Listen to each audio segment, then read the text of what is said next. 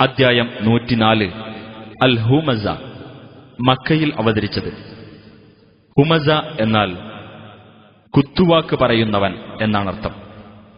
കുത്തുവാക്ക് പറയുന്നവർക്കും പരദൂഷണക്കാർക്കും താക്കീത് നൽകുന്നതുകൊണ്ട് ഈ അദ്ധ്യായത്തിന് ഇപ്രകാരം പേർ നൽകപ്പെട്ടു. ബിസ്മില്ലാഹിർ റഹ്മാനിർ റഹീം. വൈലുൽ ലികുല്ലി ഹുമസത്തിൽ ലുമസഹ.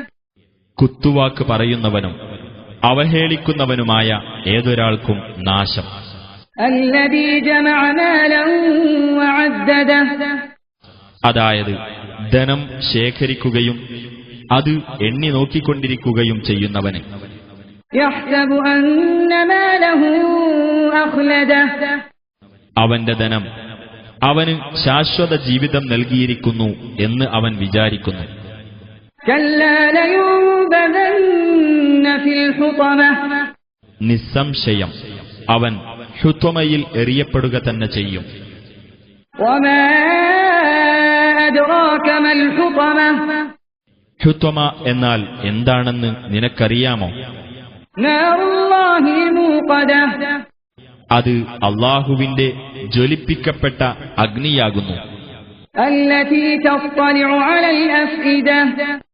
ഹൃദയങ്ങളിലേക്ക് കത്തിപ്പടരുന്നതായ. ഇന്നഹാ അലൈഹിം മുഖ്സദഹ. തീർച്ചയായും അത് അവരുടെ മേൽ അടച്ചു മൂടപ്പെടുന്നതായിരിക്കും. ഫീ അമദിൻ മുമദ്ദദഹ. നീട്ടിയുണ്ടാക്കപ്പെട്ട സ്തംഭങ്ങളിലായിക്കൊണ്ട്.